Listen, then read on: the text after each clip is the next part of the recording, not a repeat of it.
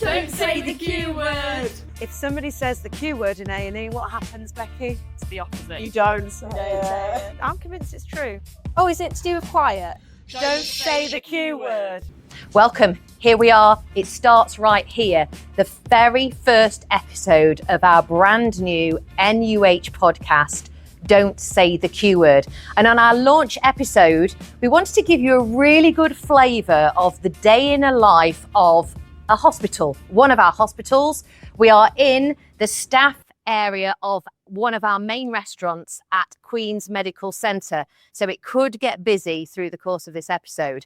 And in a general day, you might be aware that there's lots of patients around, there's lots of staff doing amazing things, there's people cleaning the corridors, but there are elements that you might not have thought about. For example, as it is Easter time, we've got lots of amazing local people and organisations who are popping along to our children's hospital to deliver literally thousands of Easter eggs. And one of those organisations, represented by Sarah Shield, who joins me now from the Nottinghamshire Fire and Rescue Service. Sarah, right now, tell us what's happening at the Children's Hospital. Right, so at the moment we've got firefighters on our children's ward giving out Easter eggs. We've got the fire engine down there that children can go and have a look at and have a sit in and try on the helmets. And we've also got our mascot Blaze Bear, who's going to be going for a little walk around. He's going to be going into A&E and the outpatients ward. So yeah, giving away lots of chocolates for the children. You say lots of chocolates. How many of those big delivery cages have you filled with Easter eggs this morning? So we filled 4. We were anticipating 2 and then we got here and it was 4. They were all loaded onto the boats and the fire engine, and we had to bring another vehicle as well. So yeah, I think we've got well over 1,000 eggs that we've brought with us today. Which is amazing. Thank you. Yes. Thank you so much on behalf of the Trust and on behalf of Children's Hospital, because I know they'll be absolutely over the moon. What reaction, because you've been walking around today, this morning, before you came here, what reaction are the children giving? They're so excited. Their little faces are lighting up, and I don't know whether they're more excited about Blaze Bear or the chocolate eggs, or both, but yeah, they're running up to our mascot, giving him a big cuddle because he's, a big teddy bear with a fire helmet on, and then they get to choose. We've put them out on a big trolley, not all of them because there's too many, but big selection onto a trolley, and they can pick whichever egg they like. So yeah, they're just so excited. It's lovely. And the thing we ought to point out here is the crew who are visiting as we speak are on call. Yes. Yeah. So they're, currently working on call, could get a call out at any time. So they get a call out. Yeah. Easter eggs flying. Yep. Drop everything, off they go. Quick, yes. We're off in a matter of seconds. Yes. And that's how it often is when we do community events. They are on call. So we just have to pre-warn people, we'll come and get involved as much as we can. But obviously that call comes through and they are like lightning. They've been doing it for years, they will be at the truck within a minute and they'll be off. Yeah. I mean, you talk about the community events, this being just one of many. And I know you do the Christmas toy collection as well for us, which is fantastic. Why? Why is it important to do this community work? So we want to be involved in communities as much as possible to give something back, but also a lot of the time the crew, when they see people, it's often an emergency, serious situation. So it's really nice to have the other side where they get to see us all happy and, we're bringing smiles to people's faces. So it's kind of making sure that, they see us in a happy environment as well, instead of just the, the 999 calls or the rescue side of things. So. But generations of kids, which is who you're visiting today, have always looked up to. It's like being an astronaut or a professional footballer. Being a firefighter, is it still up there as a dream for kids? Yes, it is. And again, when our recruitment goes live, we still get absolutely, hundreds and hundreds of applicants because it is such a rewarding job. So yeah, absolutely. Kids look up to them and get really excited to try on the outfits and play with the, little toy fire engines. So yeah, that's still the case. Well, I won't keep you any longer because I know you've got to head back and check that everything's all right. I imagine those children who are well enough are outside right now looking at the fire engine. Yeah, they might even be sat inside honking the horn and pretending to have a little drive. So yeah. Brilliant. Well, on behalf of the Trust, Sarah, thank you so much. No, thank for you. the amazing job you and all the crew do, of course. You. Heroes you are, and of course, visiting and helping out the heroes that are in our Trust as well, I guess. Oh, thank you. No, thank you for having us. We absolutely love it and can't wait to be back for the next event. I have one more thing I need to do though, Sarah, because of course this is the Don't Say the Q Word podcast, which I know Fire and Rescue understand what that word means just as much as we do in healthcare. So if you look into that camera there, and I just want you to say to everybody, what is it they're not allowed to say? Don't say the Q word.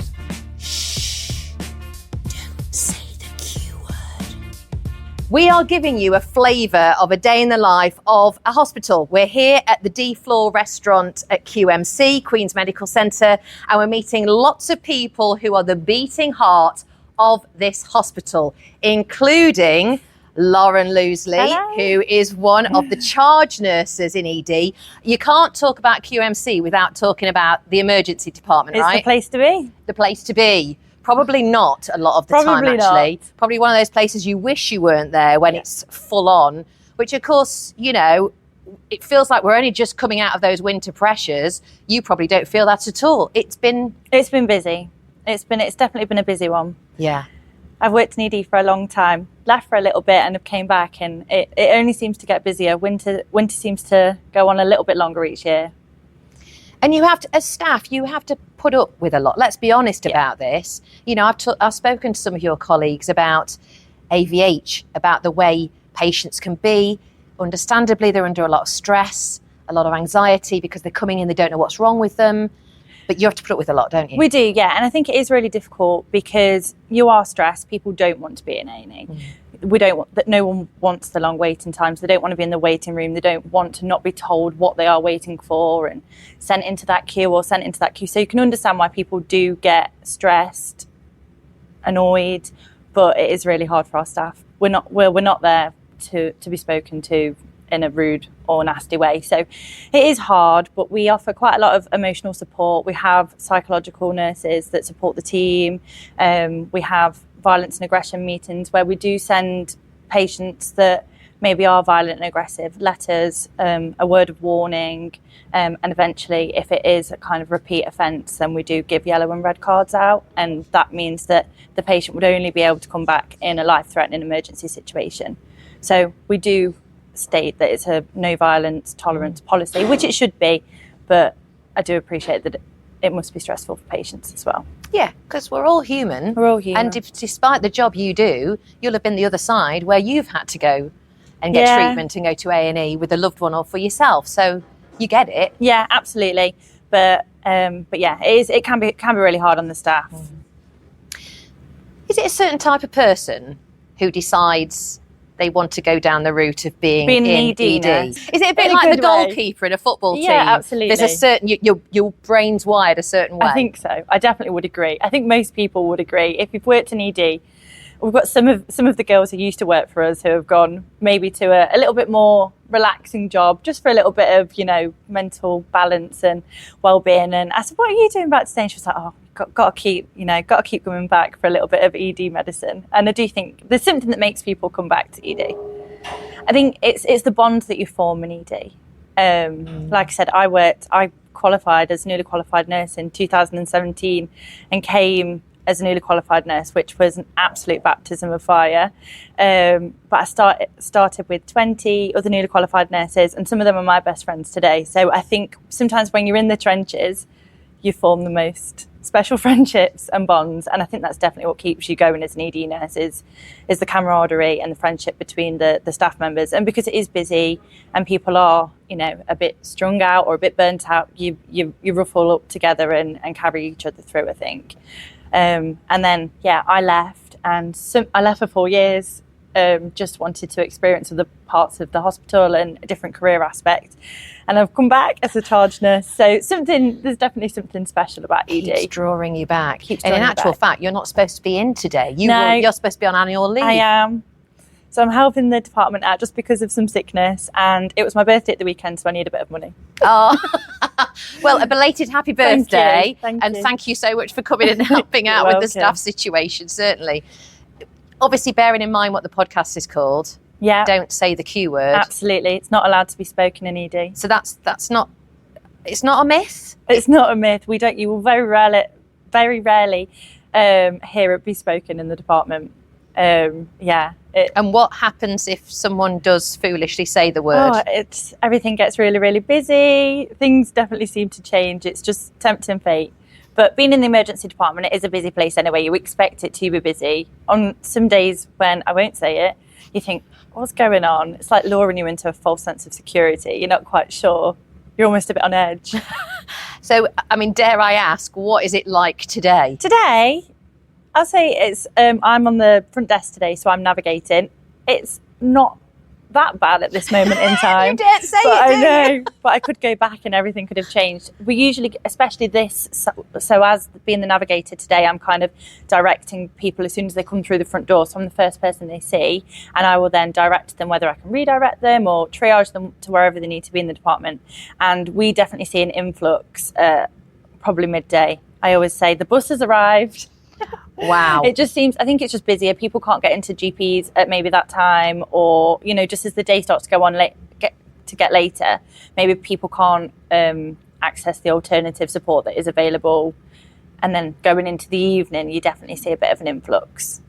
So when you've had that really ridiculously busy day at work, which I would imagine is usually a typical day in ED, it's pretty busy. full on. What's your wind down then? How do you switch off? I speak to my mum a lot on the phone. She's like, oh God, she's ringing again. No, get home. I live with my husband. We've just bought a house. So yeah, relax, watch a bit of telly. Enjoy the weekends when we get on together. He's in hospitality as well, so shift work both ways. But yeah, no, just relax at home, read a book, have a glass of wine. It's nice. You just definitely have to make sure you have the down times as well, because it can be full on. And like I said, speaking about it as well, if you have had a bad, I quite like that my husband isn't medical, because I can kind of say stuff to him, and I don't know, is he listening? Maybe not, but I just need to say it to someone that doesn't then necessarily understand and talk back about it, or just go, yeah, oh, that sounds stressful or bad, but doesn't necessarily know the massive ins and outs of it all. So it's quite nice. Yeah. So chat to him, go away, walks.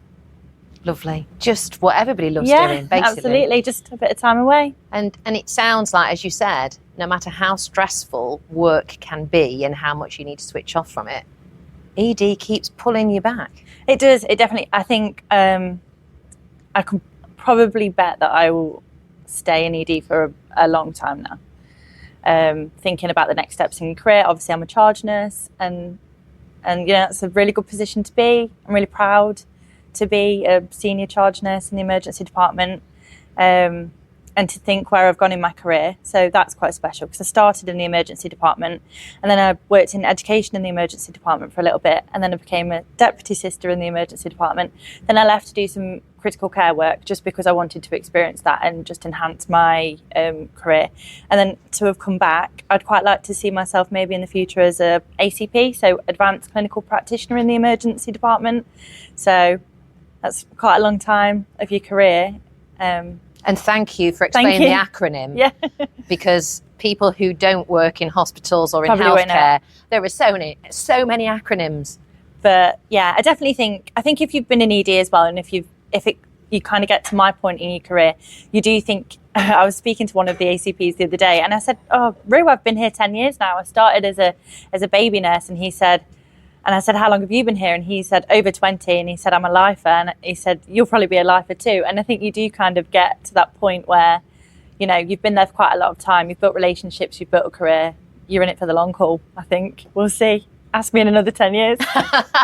I'll hold you to that. Yeah. Lauren, thank you so much. Thank you. Really lovely to meet you. I feel like you probably want to chat for longer because you don't go back. It's lunchtime now. Yeah, it is lunchtime. I might take my break before. No, thank you. One last thing from you then. Yeah. I want you to look into that camera, and what do we say to people thinking about the name of the podcast? Don't say the Q word.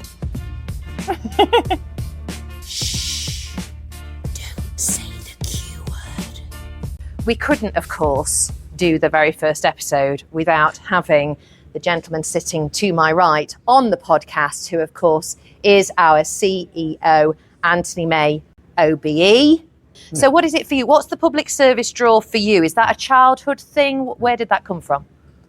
I don't know, really. I think there was something about my upbringing in that I came from a family that was a very working class family, but always gave something back to the community. My dad volunteered and was quite an inspirational character, and I always wanted to be part of public life, I suppose, and I think I kind of understand what it's like to be part of a wider community and try to put something back into that rather than just take something from it. And I'm not sure there's a simple answer to why I do what I do, but it is something about just wanting to contribute and be part of the future as well, try and shape the future. I've done a bit of stalking online of you, Anthony, and there's very little about the man behind these job titles, a successful career, OBE, all the rest.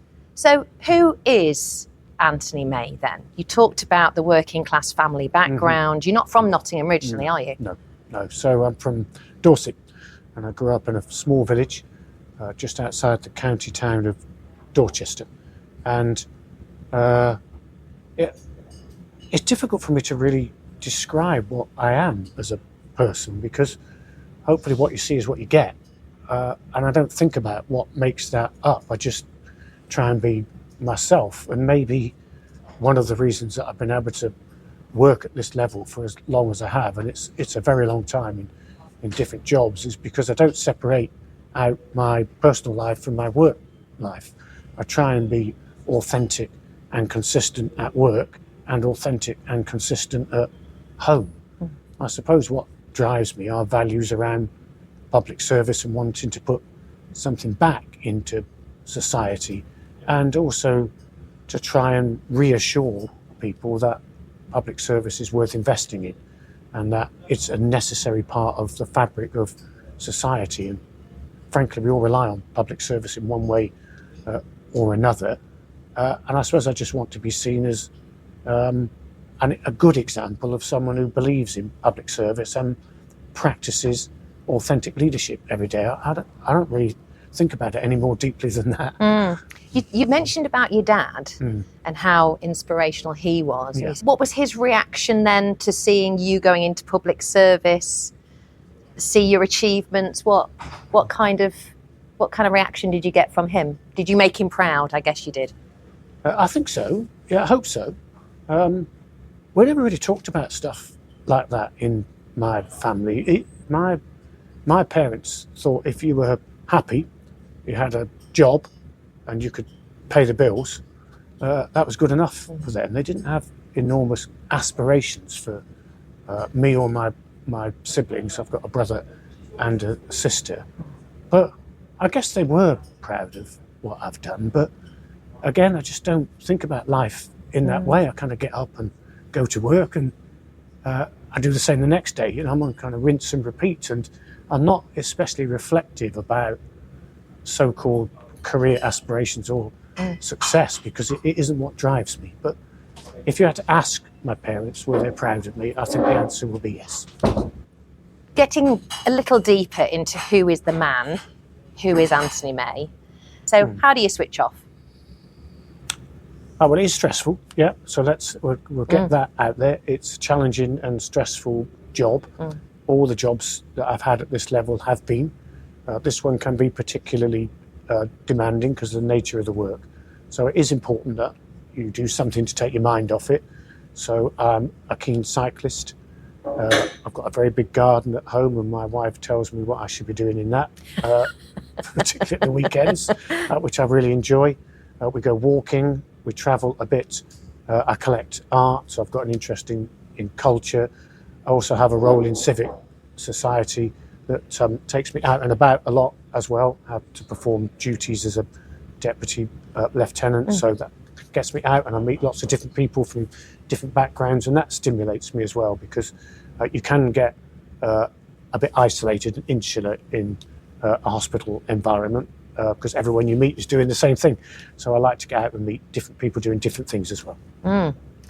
You talked about art as well. Now, again, on this episode, we're going to talk to one of our art coordinators, which I know is a real passion of yours, not just personally, but from a hospital perspective, the importance. Tell me about that. So when you're in hospital, or even when you visit hospital as an outpatient, it can be very stressful.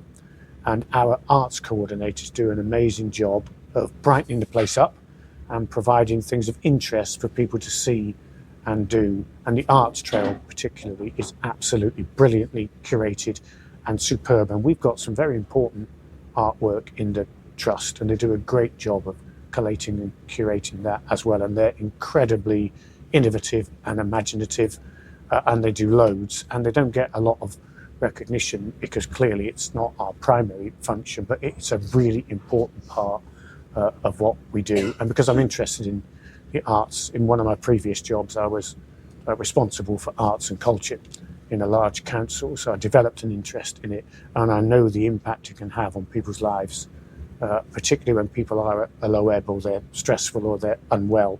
It can just be an amazing tonic for people, and it helps with their healing and their recovery. So I'm really proud of what we do here and proud of that team, and I'm super pleased that you're going to interview one of those, because that's great. Is there a particular piece that you would like in your own collection? Yes. Thought there might be. So outside the postgraduate centre at QMC, there's an amazing statue by an incredible sculptor called Elizabeth Frink. We also own the sketch, the painting of it. It was commissioned especially for the hospital. If anyone knows anything about Elizabeth Frink, she was a world-class, world-famous artist. She's also got a connection with my home county, because she spent the final few years of her life in Dorset. So that's the piece I would have, but I can't afford it. Fair enough. Thank you for pointing that one out there. And I'm sure people will take a look at it when they visit. So I'm intrigued to know then, finally, Anthony, obviously you've talked about your passion for public service, you know, the stress that you have with this job, but the importance of being visible to the staff, for, you know, trying to make success, dealing with all those challenges that come with your role. What would you be like in an emergency situation, I wonder, if there was somebody who was, you know, dealing with some medical issue? Could you jump in? Do you think you could perform any type of first aid? So I am trained in first aid, but it was a very long time ago, and I certainly would not try and intervene in a medical emergency, because I've got lots of people on hand who are better placed to do that. And in fact, occasionally when I walk around, I do see people struggling, and there has been the odd medical emergency, and I have to say that the response from our clinical colleagues has been second to none. Very prompt, and make sure the person gets what they need when they need it. So thankfully I don't have to intervene. You know, plenty of people on speed dial, so it's never a problem. Yes. On the 20th anniversary then, which is of course today, the 1st of April, I'm sure you would probably like to say a message to the thousands of staff here at the Trust doing that amazing work. What would that message be? So first of all, I'd say something to the patients and their families, and just give them a level of reassurance that you know, we really care about them. We're doing our very best every single day to try and provide the best service that we can. And I hope when they come here, they can see that. And it is a challenging environment at the moment. Everyone can see what's happening in the world and in our country. And we want to provide them with a good service in an institution that they can trust. So that's message number one. And the fact that we've been doing it as a trust for 20 years is incredible, but we do it for them, not for ourselves. But to the colleagues that I work with here, the staff and the volunteers, I would say thank you for what you do. It is a difficult place to work sometimes, but it's also a place that's full of joy, and we provide hope, and we save lives, and we help people heal, and it's such an important part of the wider society and communities in which we all live, and we're giving back much, much more than we take, and I'm very grateful to colleagues for everything they do. Bearing in mind that the podcast is called Don't Say the Q Word, which means a lot to those many colleagues. We don't utter that word, as you know. Anthony, could you do me the honour of looking into that camera there and telling everybody listening and watching what they're not supposed to do? I will. Thank you all very much for listening and watching. I can't for the life of me think why you would want to listen and watch me, but there we are. You've done it, so thank you. And I would end by saying, please don't say the Q word. Shh. Don't say the Q word. Some staff who do incredible things end up being the other side sometimes and receiving that care and seeing what it's like to be a patient. And one of those people is sitting with me right now. Jasmine Ahmet is actually a deputy sister in our ACU, that's the acute cardiac unit at City Hospital. But over the last couple of years has actually become patient more than carer. And probably feeling quite lucky that you're sitting here right now. Definitely, yeah. I'm feeling well, so I'm happy. She's feeling well. You have been through quite a journey, if I'm allowed to use that word. Yeah, it has been, yeah, definitely. So just over 2 years ago, so talk us through, you discovered you've got this rare autoimmune disease, which I'll leave you to tell us what it's called. Yeah, IgA nephropathy it's called. So it's basically like a build-up of it's like an antibody. It's built up of protein in the filter of the kidneys. So it usually fights infections, but in this case it actually builds up in the filters and attacks the kidneys. So I've lost kidney function in quite a quick amount of time and ended up on dialysis. Because you're only young. Yeah, I'm 28 years old. So at 28, well, almost 29, 26 when you discovered. 26, yeah, when I discovered it. You wouldn't be expecting something like this? No, I felt well. I was just getting headaches, but I didn't really think anything of it. So I decided to check my blood pressure at work, so I know that sometimes maybe that could cause headaches. It was just like a random check, and it was 180 over 110. I was like, oh, blimey, that's like quite high. And I just kept checking it throughout the week, and it just didn't budge. I thought maybe I was stressed because I'd moved house, and there was quite a lot of stuff going on. So after that, I booked an appointment at the GP. They took my blood test. I thought they were just going to say, maybe it's like the lifestyle, maybe just need to have a healthier lifestyle. But no, she was quite concerned when it was quite high. And the next day, she rang me up and said my EGFR, so that's what they use to for the kidney filters, the measurement. She said it was 35. So instantly, I was like, well, that's really quite low. That's stage 3 chronic kidney disease. And said I need to go to A&E, and then it all unfolded from there.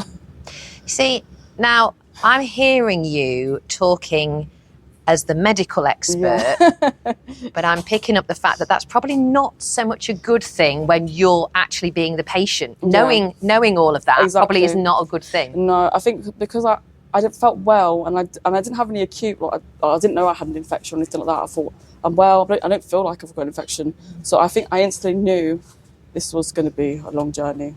I knew then it wasn't something acute that could be fixed. I think I knew it was going to be chronic and I had something wrong with my kidneys. So yeah, I think that medical knowledge I knew, which made me more upset at the time. Yeah, because most of us can just play ignorant. Yeah. Because we are. Mm-hmm. So you have been under the care of the renal team. Yes, yeah. I know there'll be lots of people that you want to specifically mention. What's that been like, though? I mean, we talk about you having that medical knowledge, but when you're the person who's now receiving the care rather than giving it, that's quite difficult. It is. It's scary because obviously when I'm the nurse, I'm the one, in control and I, know what's going on. But as the patient, obviously I'm not a kidney or renal expert, so I had no idea what was going on. Everything was just happening so quickly. But I can't fault the care that I received. Everyone was completely amazing, but yeah, it is really scary, not knowing what's happening and why is my body not working, basically. Yeah. So this 2 years of care, obviously you became then an outpatient. Yeah. You're still on dialysis. Correct, yeah. So talk us through that. Your day-to-day means what? Yeah, so I wake up in the morning, have to heat my bag up on my dialysis heater. That takes about an hour. Then it takes I do manual bags. There's 3 different types of dialysis. You can do home hemodialysis, which that's peritoneal or home HD. So I do my peritoneal dialysis at home. So you could do the automated machines, that's overnight, or you could do continuous ambulatory, which is 3 or 4 times a day. So that's what I do. I do it 3 times or 4 times a day, manual bags, or you can have hemodialysis in the hospital. But I do my peritoneal dialysis at home 3 times a day. So I have to do it I normally do it about 10, 3, 4, and then 10 again in the evening. And it takes about 30 minutes at a time. And you're hooking yourself up to this? So I've got to do the aseptic technique, wash my hands for 2 minutes, make sure everything's clean, connect, do the drain. I've got to drain out 2 litres. Then I put another 2 litres in me. That 2 litres sits in until I do the next bag. So that's in all day. When I started, I felt really bloated. I felt like I'd, eaten like maybe 3 or 4 meals. Like it was really uncomfortable. But now I'm kind of used to it now. But I'm always carrying around that fluid. And then when it's the next session, I drain it out 2 litres. I just do that every single day, 3 times a day. Yeah, there's no breaks really. No breaks until I get my transplant. Yeah. So your mum yes is giving you what could be described as the ultimate gift. I think she's got herself out of Christmas presents for a long time here, Jasmine. She is an angel. I'm so grateful that she's doing this for me, honestly. Yeah. So she is a match. Yeah, she's a match. But they have to do other tests now so talk me through that. Yeah, so she had to have tests to make sure that her kidneys work, and she had to have scans to make sure that, again, both kidneys are normal size, functioning well. Blood tests, obviously, to make sure that we have the same antibodies, we're a match, etc. I think she's had a CT scan to see what best kidney is for her to have, keep, and what one to give to me. So that's been going on for a while now. So I think we're just waiting, because she's from London. I don't have any family here. So she's waiting to see the surgeons here now. And then if they're happy with all the tests, and I think they've got to interview her as well to make sure that she's not being coerced as well. So they have to go through all that. We had to send lots of pictures in. So we've had a relationship as mother and daughter over the years. That's obviously to make sure I'm not paying her money or anything like that. To see that she's not being coerced. Yeah. I didn't even think of that. Yeah, I think it's called the Human Tissue Authority or something. I was looking into it, yeah. Wow. And I have to do like a proper interview, just to make sure that it's, she's giving it to me because I'm her daughter. Yeah. Amazing. So that hopefully will be in the next few months. Yeah, hopefully, yeah. I think it's a couple of months to wait for the appointment here, but she's got coordinators there, and obviously they're liaising with the coordinators here to get things moving. And what will that mean for you when you finally get your mum's kidney? Oh, I'll be so happy. It'll be so nice to just live a normal life, actually go to work, now to think about dialysis. I mean, obviously I had peritonitis as well. That was horrific. And actually I've got it again now, but it's not as bad as the last time. That's an infection of the, peritoneum. To do with having the dialysis? Yeah, so currently I'm on antibiotics for that. And that's quite life-threatening. I think last time I had sepsis, I was in hospital on Bramley and Corral. I literally thought I was going to die when I had it. So, yeah, just like to get rid of those complications, just live a normal life, not being tied down to doing dialysis all the time. Because I've got to plan things like I have to be home at certain times, and my family live in London, so I've got to lug all these boxes down there, and it's just a lot. And it's hard because I live on my own. Sometimes I find it difficult to do everything. So I can't lift heavy things because of my catheter and stuff like that. Wow. Yeah. What an amazing woman you are. Oh, thank you. And you're at work. Yeah, you're doing all of this and you're managing being back at work. Yeah. In a busy job. Yeah. As deputy sister at ACU. But I absolutely love it, and I wouldn't change it. I think working also helps me feel normal, but I do get quite tired a lot because I have anemia as well due to the kidney failure, and so I get quite tired after long shifts. I'm still doing 12.5-hour shifts, but I've got things in place. My manager, Simone, she's been absolutely incredible, really supportive. Well, you've mentioned Simone. Yeah, I've mentioned Simone. So good shout out to Simone. Yes. But I know there's other people who have looked after you through this. So go on, who do you want to mention? Obviously my nurse, Maxine, she's been amazing. She's my peritoneal dialysis nurse, so she does my blood tests. Things like that. Peter, he's a healthcare assistant at the PD home renal team, and I'm really hard to get bloods from, so he always gets it first time. It's really, really nice. Malake, she's a nurse on Bramley. Who else? Oscar, dietitian, Anna and Teresa, they're the weight loss team. Simran and Alistair, they're my counsellors. I think, all Bramley, Corral, all the home renal team, outpatient, all of them have been absolutely fantastic, and really treat me with dignity and care. Well, it's wonderful to hear. It's great that you're here on the sofa to share that story and to be able to do just that. Yeah. I just want you to give me one promise that we can revisit Oh, of when course. you get your kidney from your mum? Yeah, I would love Can that. we do that? Yes, of course. Yeah, I'd be so happy about that. Yeah. We would love that. Yeah, that sounds Jasmine, good. it's been really nice to talk to you, and thank you for Thank you, sharing your Sally. story, and Thank you. all the best with the next few months. And you. let's hope it all I know, fingers crossed. comes together for you. Yeah. As the podcast is called Don't Say the Q Word, Yeah. all the guests have to do one last thing to remind anybody visiting. that. It's the word you don't say. Yeah. So do me a favour and just look into that camera and tell them what they're not allowed to say. Don't say the Q word.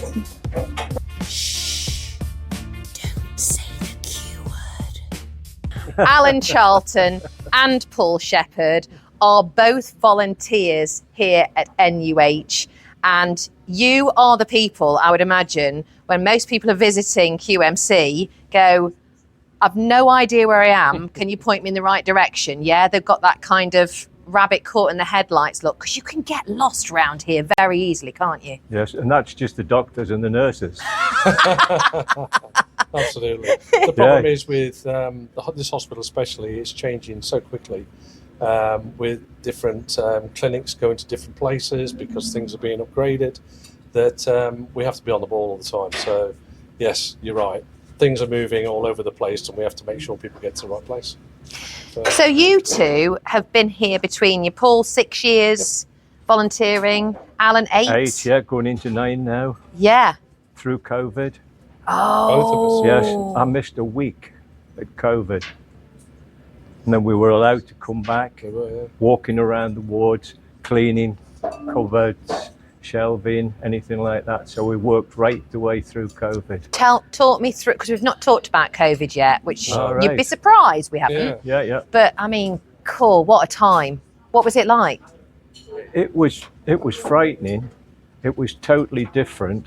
And then there was a routine of getting in here, getting masked up, cleanliness. Absolutely was the key word for us. But walking around the hospital itself, and it was so quiet, except in certain areas. So it was deathly at that point. Yeah. I think one of the things that we did is we as we walked around, and we called it touch point cleaning. So all the handrails, everything around sort of the areas we were in, and the door handles and that. We used to knock on the doors, and obviously the staff were at the other side. We used to have a bit of a laugh with them, because it was really the bad times. And one of the things we always say to each other is that if we can put a smile on someone's face in adversity, that's our job done. And we tried to do that through COVID, didn't we? Mm-hmm. Yeah, we used to have a laugh and a joke with people to try and... But I was surprised at the number of people that didn't believe in it. Yeah. There was people coming to the front entrance. They didn't believe this. It was wrong. You've got it totally wrong.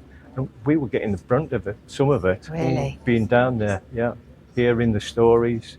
And there were 1 or 2 nasty incidents that occurred during that period as well, with people who the non-believers, shall we say, things like that. But the people that came in here who were very ill, that was the start for me of where you really were helping people. There was people coming in who wanted to visit, were allowed to visit, weren't allowed to visit, and they came to us, and you could see the shock in everything in their faces. Now, for people watching and listening, they'll probably pick up the fact that Paul's got a Nottinghamshire accent. Alan, you haven't. Yeah, we do. I'm a Northumbrian. Okay. Right. So Newcastle's probably the best way to describe it. Yeah. Beautiful part of the country. Yeah. We keep very quiet about it because the beaches, the castles, the landscape, everything up there is stunning. Is superb. So I'm not promoting Northumberland one little bit. You are. But, yeah. So why are you here in Nottingham then? If it's so beautiful up there, what brought you to our wonderful county? Dad, in his wisdom, decided that there was a better job down here, more prospects for me and the rest of the family. So he moved us all down here. I was absolutely gutted. Yeah, I left everything behind. I was 19 going into 20, girlfriends, friends, a job and everything like that. And I thought it was the end of the world. And we never spoke for 6 months because I was so annoyed at that. But you're still here? Out, yes. I'm still looking for the return ticket. It's in the cupboard somewhere. But yeah. But I've got married down here. I've got children, 3 children, grandchildren. You can't leave them. Which probably leads me into why I'm here.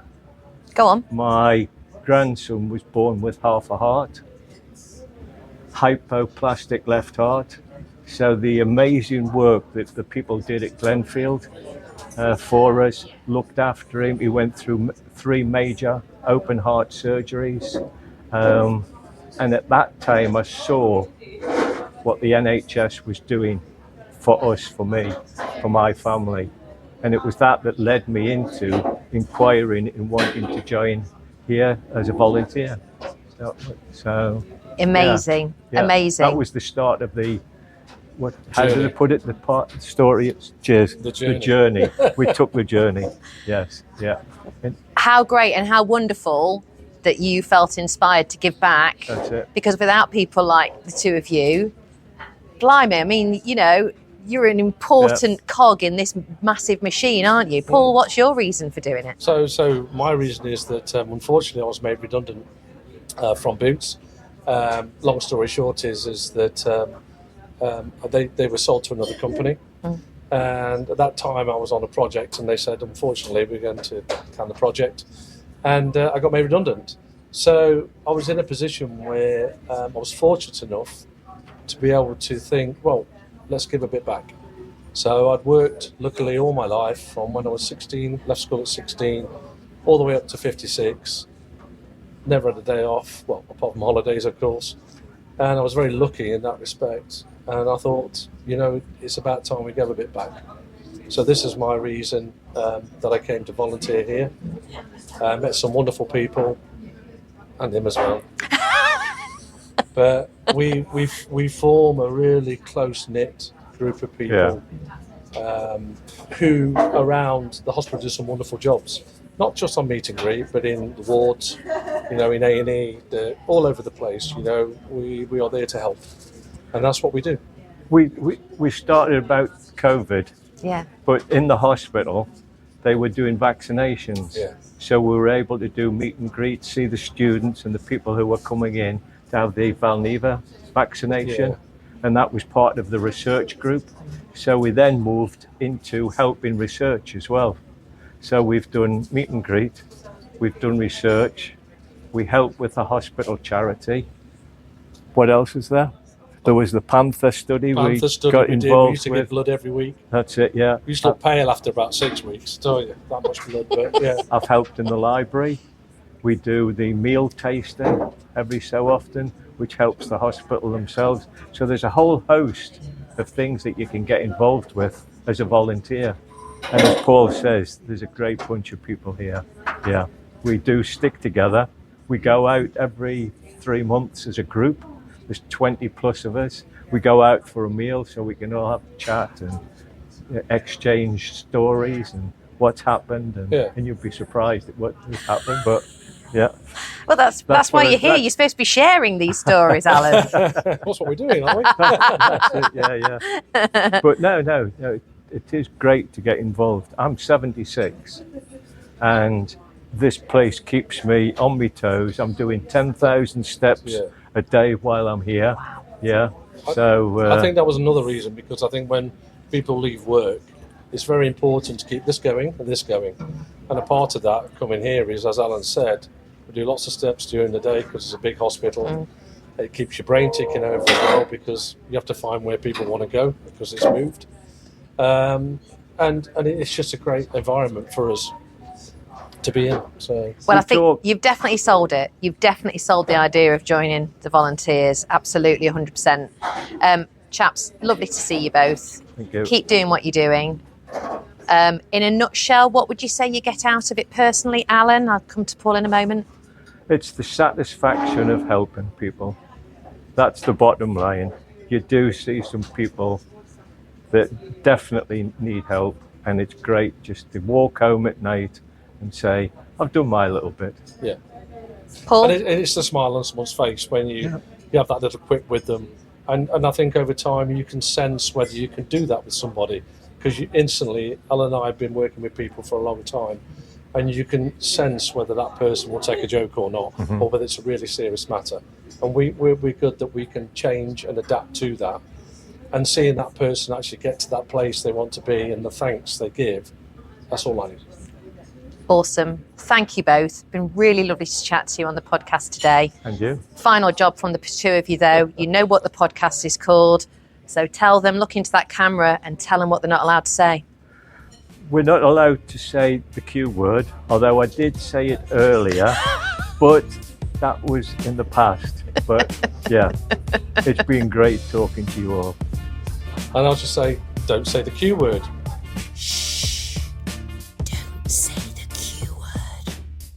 With me on the sofa right now is one of our arts coordinators, Vicky Jones. Hello. Now, you'll be pleased to hear our CEO, Anthony May, no less, has been saying what an amazing job the arts team that's does nice of them. Thank you and very how much. important art is in hospitals. He's not wrong. I thought you'd say that. There will be people listening and watching this who go, art in hospitals, is that a thing? Mm-hmm. And why is it a thing?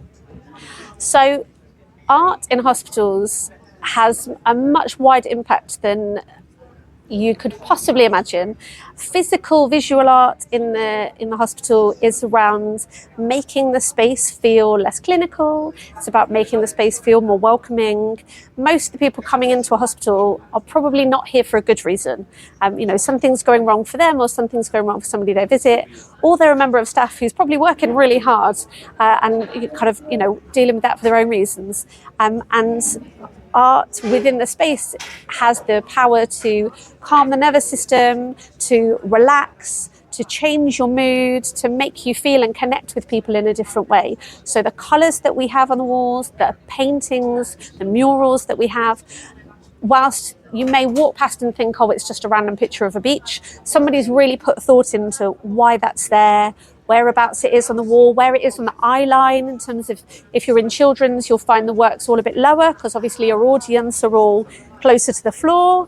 If you're in the eye casualty, you'll find there's very limited artworks and there's very muted colours because obviously visually you need that to be a calmer experience. So we can almost kind of help dictate how people move through a space depending on what that space looks and feels like. So it is really important, to ensure that everybody walking through the hospital is as calm and relaxed and happy as they can be on whatever context that they're here for. And the other work that we offer within the hospital is around bringing other art forms in to continue that journey. So I've just come from 2 choir performances that we've had in our main entrance, and the impact of that you can see immediately from staff walking past, from patients walking past.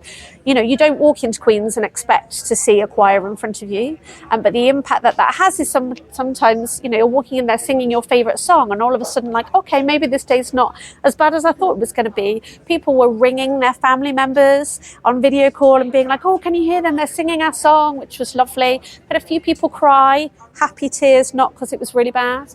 It's the ability to kind of impact mood and to support people through journeys is huge. If you're interested in art in a hospital context and the impact it can have, there's an absolutely fascinating book called Art Cure, which is written by a person called Dr. Daisy Fancourt. So she runs the arts programme at Chelsea and Westminster Hospital, and she's collated all of the research that's been done around art and health and the impact art can have on health and put it into just the most fantastic book.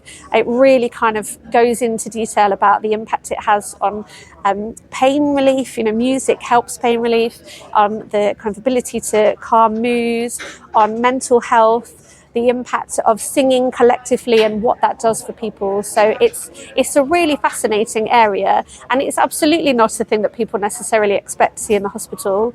Often I'll kind of introduce myself to patients or staff and say I'm the art coordinator, and they kind of look at you and you go, no, I know you wouldn't think that we exist here, but we do, and here's what we're here to do today. And it's an absolutely beautiful job. It's a beautiful job. I know it's a beautiful job because you do a lot of, you talk about how it impacts well-being in a really positive way. I know you do a lot of the staff well-being sessions, which are very art-focused, of course. You're funded by Nottingham Hospital's charity. We are. Busting a t-shirt Hence today. the t-shirt. Thank you for including that. But actually, it's a really interesting... For someone visiting a hospital, as I said, the connection with art, you wouldn't kind of put the two together. Yeah. But what is interesting as well is you're finding more and more that artists are wanting to exhibit their work Yep, absolutely. in public spaces like hospitals, because actual art galleries are becoming less and less.